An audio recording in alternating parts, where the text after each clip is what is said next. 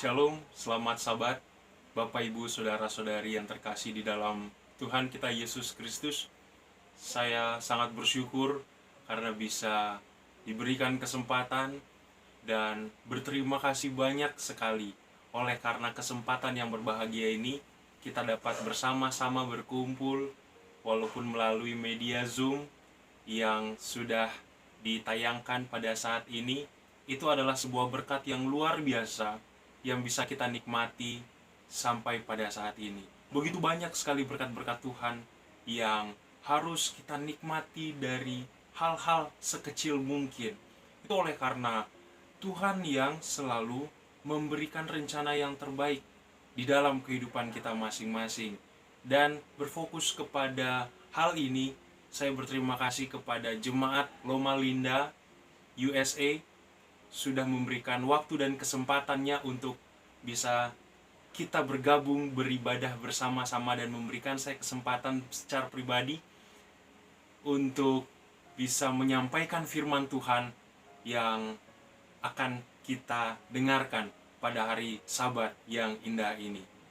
Ya, bagi jemaat saya ucapkan selamat malam dan semoga berkat Tuhan akan selalu ada untuk bisa kita nikmati bersama. Baiklah Bapak Ibu Saudara-saudari, sebetulnya banyak sekali dari antara kita semua di dalam pemikiran sebagai manusia yang terbatas. Kita berpikir bahwa ada hal-hal yang sebenarnya menjadi batasan-batasan bagi kita untuk kita lakukan di kedepannya. Tetapi kita tidak pernah bisa melihat, atau jarang sekali manusia bisa melihat bahwa akan ada rencana yang indah ternyata Tuhan siapkan di balik pemikiran kita yang terbatas. Seringkali kita sebagai manusia mungkin berpikir bahwa hal ini sulit sekali saya hadapi, hal ini sulit sekali saya lewati. Kita jangan jauh-jauh. Kita melihat contoh pada saat masa-masa seperti sekarang ini.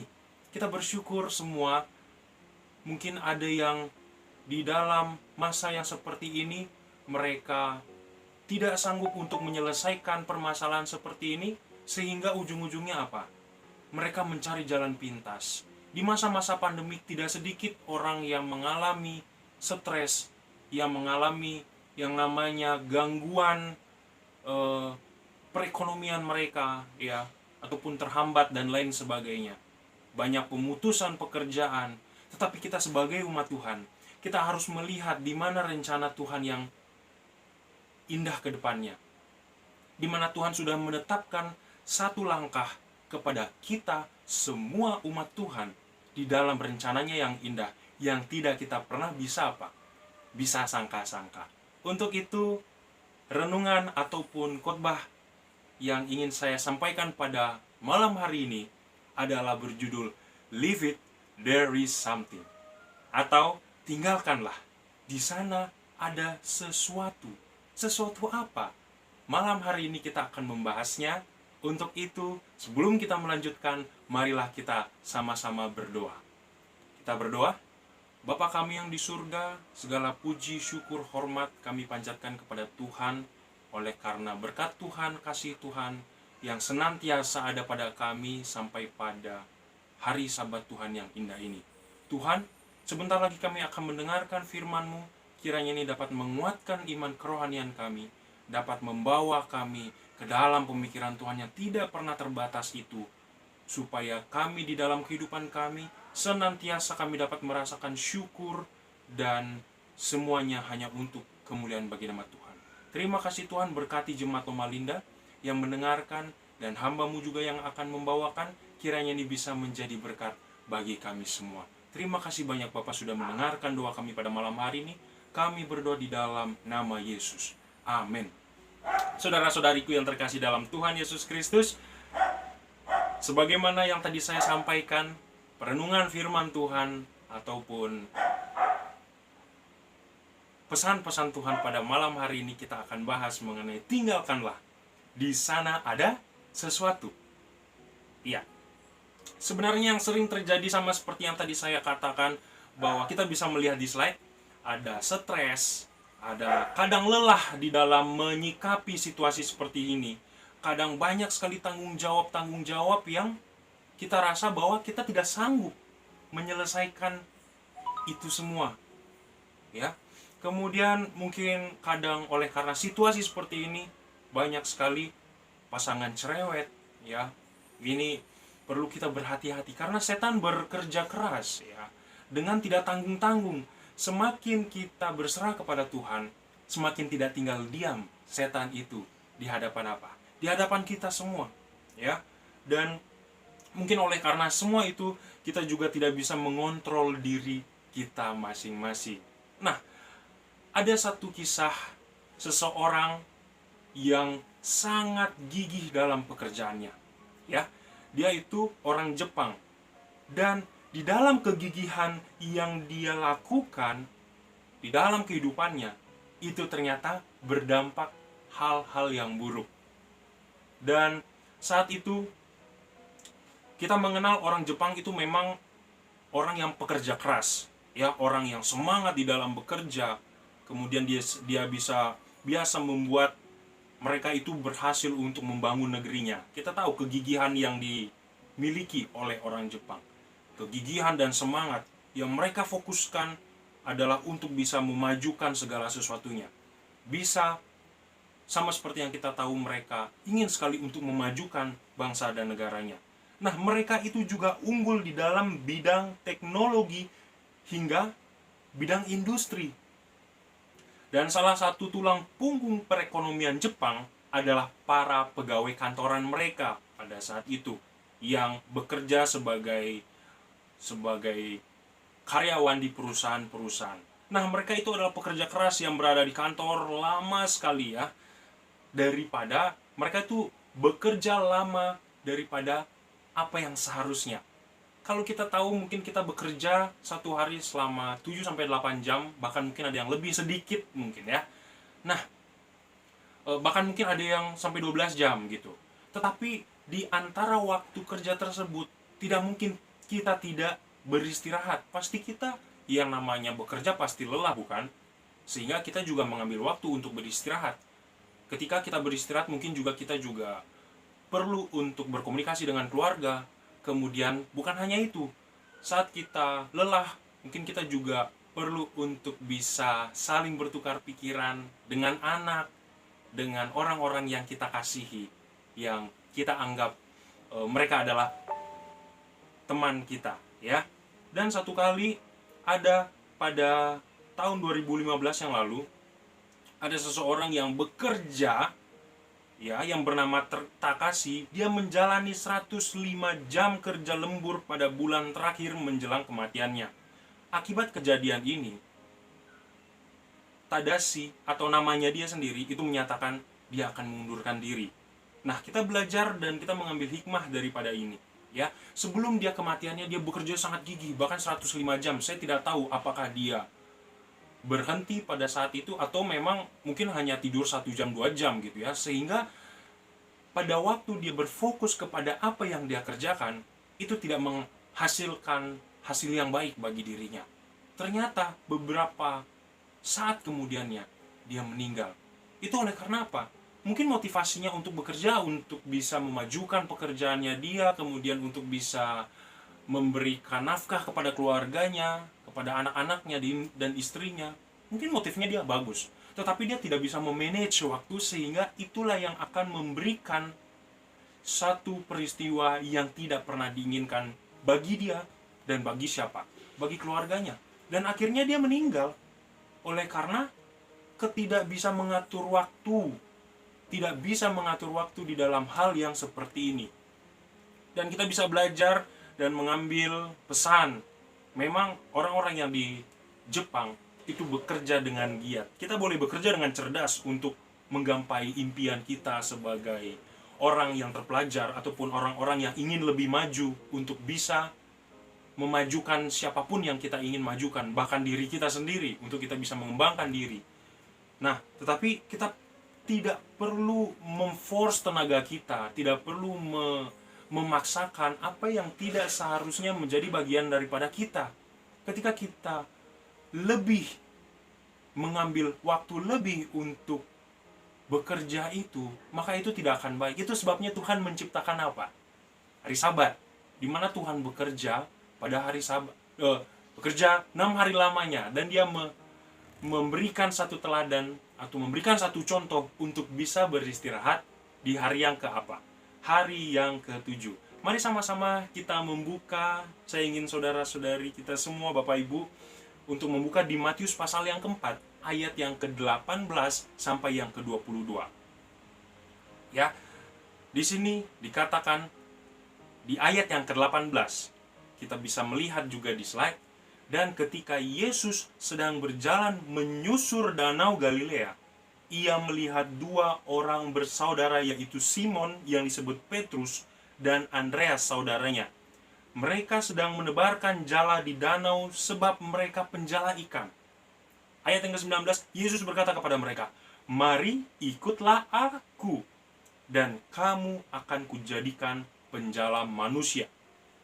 Lalu mereka pun segera meninggalkan jalanya dan mengikuti Dia.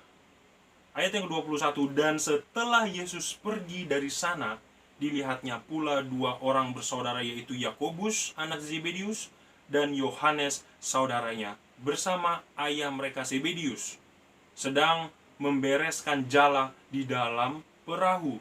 Yesus memanggil mereka, dan mereka segera meninggalkan perahu serta ayahnya, lalu mengikuti Dia. Mari kita melihat di ayat yang ke-18. Ya, di sana ada kata Simon yang disebut Petrus. Kalau kita lihat Simon yang disebut Petrus dan Andreas, mereka adalah murid yang pertama yang dipilih oleh Yesus untuk bisa menjadi muridnya Dia. Di ayat yang ke-19 dikatakan, "Mari ikutlah aku, dan kamu akan kujadikan apa? Kujadikan penjala manusia." Ya. Nah, dia adalah salah seorang murid Yesus yang terlebih dahulu dipanggil Petrus. Ya, adalah seorang nelayan dari Galilea, sebagaimana yang kita tahu, dan memiliki perahu yang menjadi mimbar pertama bagi siapa? Bagi Yesus. Itu terdapat juga kalau kita lihat di dalam Lukas pasal yang ke-5 ayat 1 sampai yang ke-3. Ia juga disebut anak Yohanes dalam Yohanes pasal yang pertama ayat 42. Nah, Petrus itu menjadi pemimpin kelompok dan sampai lebih dekat pada pengenalan akan Yesus sebagai apa? Sebagai Mesias. Ya, kita melihat dulu latar belakang yang dimiliki oleh Petrus, ya. Dan dia hadir juga pada waktu Yesus dimuliakan, ya. Inilah yang selama hidup Petrus, ketika Petrus berjalan bersama-sama dengan Yesus. Nah, kalau kita melihat juga, sebenarnya yang menuliskan ini di dalam kitab Lukas juga menuliskannya. Dan kalau kita melihat latar belakang Lukas, kesuksesan Lukas itu selaku seorang dokter. Ya, kalau kita melihat Lukas, dia adalah seorang dokter yang membuka kesempatan baginya untuk memberitakan Yesus di antara orang kafir. Kalau kita melihat kejadian atau peristiwa pada waktu Yesus berjalan bersama dengan muridnya untuk pertama kalinya, yang dia menebarkan jala ikan yang tadi, itu juga diceritakan oleh Lukas, ya. Dan kalau kita melihat latar belakang Lukas, dia juga adalah selaku dokter. Nah, seringkali kita terpanggil menjadi pelayan Tuhan, dan atau menjadi at least umat Tuhan gitu ya. Kita tidak mau sepenuhnya menjalankan yang Tuhan amarkan, karena mungkin hal ini yang seringkali kita lakukan. Ya, mungkin kita sebagai umat Tuhan, oke, saya menjadi umat Tuhan. Saya menjadi umat-umat yang percaya akan Tuhan, membawakan kabar Injil. Tetapi bagaimana langkah seharusnya yang kita lakukan? Apakah kita sudah menerapkan? Boleh jadi kita sudah memberitakan kepada orang-orang di sekitar kita, tetapi boleh jadi tidak juga. Nah, hal inilah yang akan kita bahas pada malam hari ini. Nah, sebenarnya pekerjaan umat Tuhan itu bagaimana? Itu adalah rencana ilahi supaya kita bekerja sebagaimana murid-murid itu bekerja. Kalau kita melihat pekerjaan yang dilakukan oleh Petrus, dia bekerja sebagai apa? Sebagai seorang nelayan. Nah, di dalam buku Membina Keluarga Sehat halaman 120 dikatakan juga penyembuhan jasmani berkaitan dengan misi penyelamatan. Dalam pekerjaan penyelamatan, pengajaran, dan penyembuhan itu tidak pernah bisa dipisahkan. Dan hal inilah yang diamarkan ataupun hal yang dianjurkan untuk bisa kita lakukan. Sebagaimana mungkin kita mempunyai karunia lebih untuk bisa menyembuhkan orang melalui apa? Melalui doa juga mungkin ya. Bukan tidak semena-mena menyembuhkan, oh sembuhlah kemudian langsung sembuh. Iya, tidak bisa seperti itu juga. Tetapi mungkin kita bisa menyembuhkan melalui doa. Kita berdoa kepada Tuhan sehingga Tuhan memberikan kuasanya. Dan dari situ juga adalah awal mula penginjilan. Inilah yang dilakukan oleh siapa? Lukas pada saat itu. Nah, pekerjaan murid-murid itu seperti apa? Seperti kalau kita lihat, pekerjaan murid-murid adalah menyebarluaskan suatu pengetahuan akan kabar keselamatan kepada mereka yang telah dipercayakan satu tugas, memberitakan ke seluruh dunia kabar baik yang dibawa Yesus kepada siapa? Kepada manusia. Yesus sudah memberikan teladan pada waktu dia di dunia. Yesus sudah memberikan teladan yang baik, bagaimana dia melakukan segala kegiatannya di dunia ini. Itulah yang Yesus beritahu kepada siapa? Kepada murid-muridnya pada saat itu, dan juga kepada kita. Mereka melakukan pekerjaan itu bagi manusia pada zaman mereka, kepada setiap bangsa di seluruh jagat, dan kabar keselamatan telah disebarkan dalam satu generasi. Ya. Berikutnya, inilah sebuah tanggung jawab umat Tuhan sebagai muridnya, dan kita pun adalah siapa? Kita juga adalah murid Yesus. Mengapa? Yang pertama, karena pekabaran, penyebaran kabar keselamatan ke seluruh dunia itu adalah satu pekerjaan yang Allah telah percayakan kepada siapa? Kepada kita sebagai umat-umat Tuhan yang menjunjung tinggi nama Tuhan. Yang kedua, kenapa kita perlu untuk melakukan ini semua? Karena kabar keselamatan adalah satu-satunya penawar dosa dunia dan kesusahannya. Begitu banyak orang susah di dunia ini sebagaimana yang tadi sudah saya sampaikan. Begitu banyak orang yang sulit, yang tidak pernah tahu bagaimana untuk menyelesaikan permasalahan hidupnya. Tetapi apa? Tetapi penawar hal ini adalah kabar keselamatan. Untuk memperkenalkan kepada siapa? Kepada dunia pekabaran rahmat Allah, untuk bisa apa? Merupakan satu tugas utama manusia yang mengenal kuasa penyembuhannya itu. Kuasa penyembuhan Allah banyak sekali yang sudah dilakukan di dalam kehidupan kita. Ada hal-hal yang mungkin kita tidak pernah sangka, yang mungkin kita tidak pernah tahu, atau kita tidak pernah sadar. Bahkan sakit flu doang, kalau misalnya kita pikir-pikir, kemudian kita bisa sembuh. Itu bukan oleh karena kita, bukan oleh karena kita banyak-banyak minum air hangat, kemudian kita menjadi sembuh, bukan karena usaha kita, tetapi oleh karena Tuhan yang memberikan. Walaupun berkat sekecil itu tidak kita hitung, tetapi Tuhan sendiri yang sudah melakukannya untuk kita sebagai manusia. Nah, di antara bangsa Yahudi pada saat itu yang mengaku mengenal Yesus atau mengenal Tuhan Yahweh, ya, firman yang telah disingkirkan dan diganti dengan apa? Tradisi dan spekulasi manusia. Hal inilah yang perlu kita berhati-hati. Boleh sekarang kita berpikir bahwa kita umat Tuhan. Boleh sekarang kita berpikir bahwa saya menjunjung tinggi pekabaran apa yang Tuhan sampaikan. Saya sekarang mengikuti teladan yang Tuhan, tetapi apakah sudah semua? Walaupun masih belum semua, tetapi at least kita melakukan dengan apa? Dengan sungguh-sungguh apa yang kita tahu pada saat itu. Orang Yahudi, oke, dia mempercayai bahwa Tuhan itu adalah juru selamat, bahwa Tuhan itu akan datang, Mesias itu akan datang, tapi Yesus sendiri yang adalah Tuhan yang datang ke dunia ini, tetapi mereka masih belum bisa mengakuinya, belum bisa menyadarinya. Oleh karena apa? Oleh karena pemikiran mereka sudah ditutup oleh rasionalitas yang mereka miliki, ataupun tradisi-tradisi yang mereka sudah jalani selama ini, sehingga itu yang menutup, ya, istilahnya ada seperti block-minded bagi mereka, dan mereka susah sekali untuk membuka pemikiran mereka terhadap hal ini. Nah, itu sebabnya manusia mungkin mempunyai ambisi masing-masing, mempunyai pemikiran ataupun hal-hal yang menjadi fokus utama. Tetapi ambisi yang mementingkan diri, ini perlu kita lihat. Cinta akan peragaan, tamak akan keuntungan, semuanya itu telah menyerap pemikiran manusia. Dan kita sebagai umat-umat Tuhan harus berhati-hati terhadapnya. Ya, Sementara Allah tidak lagi dihormati oleh karena pemikiran manusia yang kita utamakan, ya manusia pun tidak lagi dikasihi. Bukan hanya Tuhan, tetapi hubungan kita sebagai manusia, antara manusia dengan manusia, sudah kita apa? Sudah kita rusak oleh karena keegoisan kita, oleh karena sifat mementingkan diri dan menguasai prinsip kita. Itulah yang menghambat kita. Dan juga kita tidak boleh lupa, ini pekerjaan siapa? Pekerjaan setan. Setan melakukan kehendaknya dalam penderitaan kita, ya, dan kemerosotan akhlak umat manusia, ya. Di dalam kesusahan kita, setan tidak tinggal diam. Apalagi di dalam kebahagiaan kita perlu berhati-hati terhadapnya. Setan itu sangat cerdas, sangat cerdik, ya, lebih ke cerdik. Untuk bisa apa?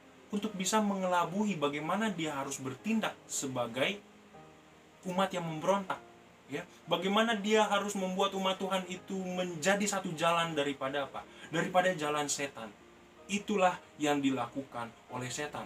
Nah, oleh sebab itu, apakah akibatnya? Apa yang akibat kita tanggung oleh karena kita mengikuti semua ini? Maka dikatakan kaki tangan setan menguasai manusia. Semuanya sudah dikendalikan. Bukan hanya pemikiran kita saja, tetapi apa? Kaki kita dipakai, tangan kita dipakai oleh setan untuk menjadi apa?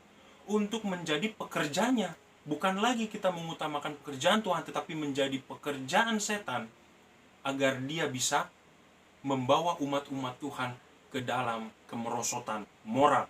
Nah, tubuh manusia yang diciptakan sebagai tempat tinggal Allah sekarang menjadi apa? Istana iblis. Itulah akibatnya. Oleh karena kita lebih mengutamakan hal-hal yang bukan menjadi kepentingan rohani. Kalau kita melihat kembali di ayat yang tadi, di ayat yang di Matius pasal yang kelima, ayat yang kelima, Simon menjawab, "Guru, telah sepanjang malam kami apa? Kami bekerja keras dan kami tidak menangkap apa-apa. Tetapi karena Engkau menyuruhnya, aku akan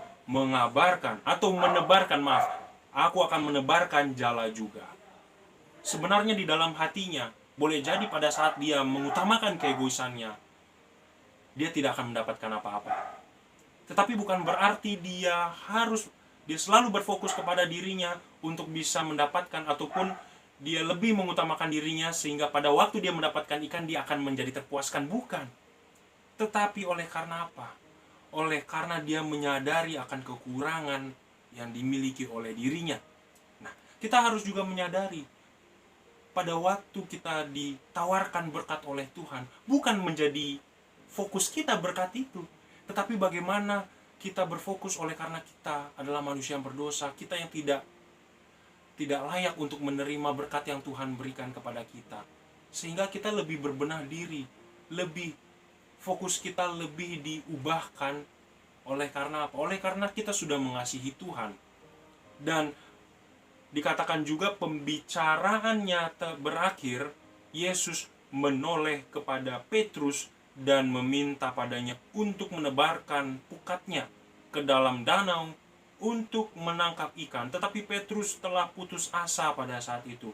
Sepanjang malam tidak mendapatkan apa-apa. Sepanjang malam yang sepi itu, ia telah memikirkan akan nasib Yohanes Pembaptis yang telah menderita. Ternyata dia berpikir, ya, ternyata dia ada yang dia pikirkan, kenapa dia tidak mau untuk menebarkan jala itu juga, ya. Dan ia telah memikirkan juga akan kemungkinan masa depan Yesus dan pengikut-pengikutnya, pengalaman sedih yang dialami Yesus di Yudea, dan niat jahat rabi-rabi dan imam-imam. Itulah yang difikirkan oleh Petrus pada saat itu. Berikutnya, saat itu malam telah tiba. Dan malam adalah satu-satunya waktu yang baik untuk mencari ikan dengan jala di dalam air danau yang jernih itu. Ya, dia sudah sepanjang malam katanya. Kata Petrus, "Saya sudah sepanjang malam, Guru, untuk bisa menebarkan jala, tetapi tidak ada satupun yang dapat." Ya, dia lebih tahu. Dikatakan malam itu adalah satu-satunya waktu yang baik untuk mencari apa? Untuk mencari ikan. Dengan jala di mana jala itu ditebarkan di danau yang jernih itu. Tetapi setelah bekerja sepanjang malam dengan tidak mendapat satu apapun, maka tidak ada gunanya untuk membuang jala pada siang hari.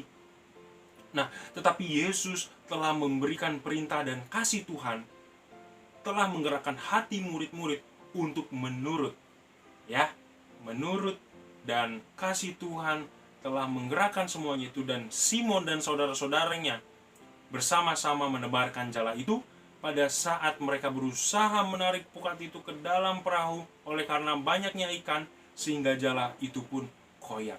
Kita bisa melihat di Kerinduan Segala Zaman halaman 255. Nah, bagaimana sebenarnya kondisi dunia sekarang ini? Ya, bukankah hal-hal yang menjadi pemikiran dunia itu adalah satu hal yang bobrok? Ya, karena di dalam pemikiran dunia itu pasti ada yang namanya ketamakan, adanya ambisi, adanya apalagi, adanya pemikiran manusia yang jahat yang memenuhi pemikiran seperti pada waktu ini.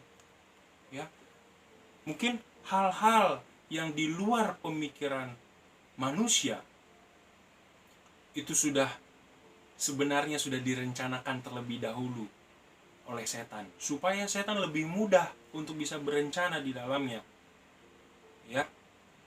Dan ini kita perlu berhati-hati. Banyak sekali kejahatan yang setiap hari kita saksikan, ya, mungkin meningkatnya kegilaan, pembunuhan, dan bunuh diri.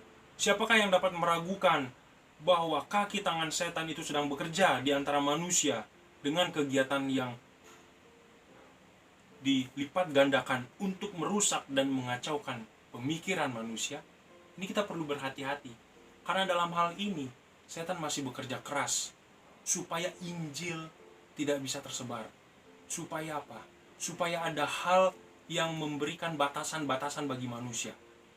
Sebenarnya kalau kita flashback lagi pada waktu Petrus menebarkan jalannya, waktu dia tidak mau untuk menuruti apa yang menjadi perkataan Yesus, sebenarnya itu setan sudah ada hal-hal yang memberikan dia pemikiran supaya dia tidak usah menebarkan itu. Dan pada akhirnya pada waktu dia sudah menebarkan, yang Yesus lakukan apa? Yang Yesus katakan, maka dia juga akan menjadi penjala manusia. Bukan menjadi apa? Hanya penjala ikan. Bukan.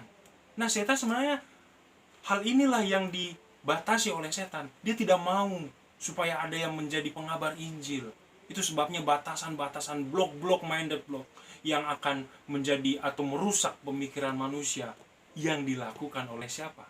Oleh setan. Sekarang tergantung kita sebagai manusia, apakah kita mau menerima penawaran itu atau enggak. Balik lagi kepada apa? Pemikiran kita. Ya, itu sebabnya di dalam pekerjaan pelayanan kesehatan adalah pekerjaan perintis keselamatan. Ya, dalam pelayanan firman dan dalam pekerjaan pelayanan kesehatan, kabar keselamatan itu harus diberitakan dan diamalkan. Saya tidak heran dengan hal yang seperti ini. Ya, sebagaimana Ellen G. White katakan. Oleh karena apa? Oleh karena ini juga sudah diterapkan di dalam organisasi kita. Dalam gereja kita banyak sekali orang-orang yang butuh akan hal ini dan kita sudah memenuhinya. Ya, sekarang tinggal bagaimana kita untuk bisa juga melakukan hal yang seperti itu.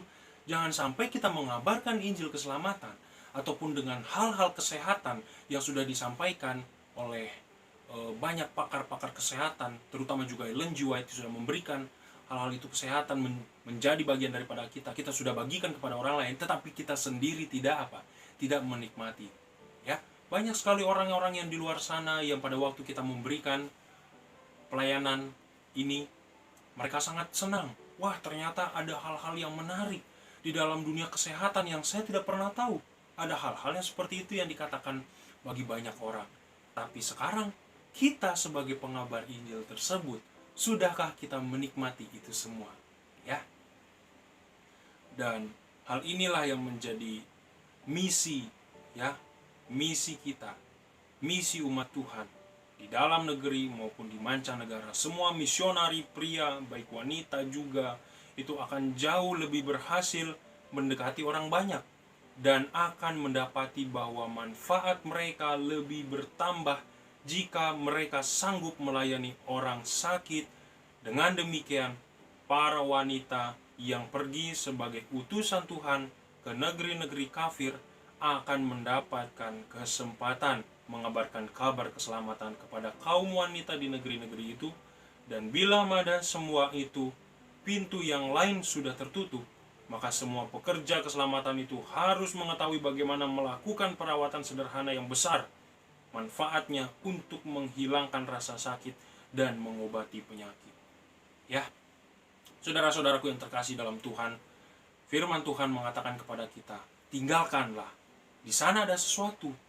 Ya, kita tinggalkan. Karena Yesus mengatakan kepada Petrus, ya, murid yang pertama, ya, dikatakan di dalam ayat yang ke-20, tinggalkan ya, meninggalkan jalannya dan dia mengikuti. Pada waktu dia tinggalkan, tidak hanya sekedar ditinggalkan, tetapi dia mengikuti. Karena ada apa?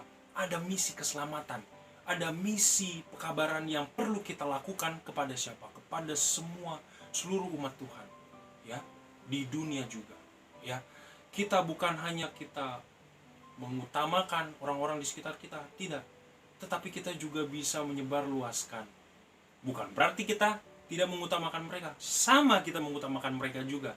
Tetapi ada baiknya kita pada waktu sudah memberitakan ini, baik itu di keluarga kita, teman dekat kita, kita juga memberitakan ke seluruh dunia.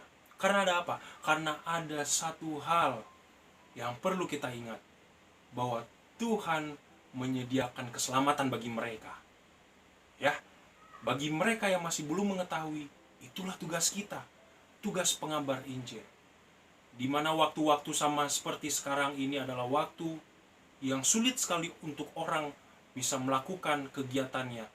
Tetapi di dalam waktu inilah di mana iman kita diuji, supaya kita bisa lebih produktif sebagai orang Kristen untuk bisa mengabarkan Injil keselamatan. Live it, there is something. Itulah pekabaran firman Tuhan pada malam hari ini.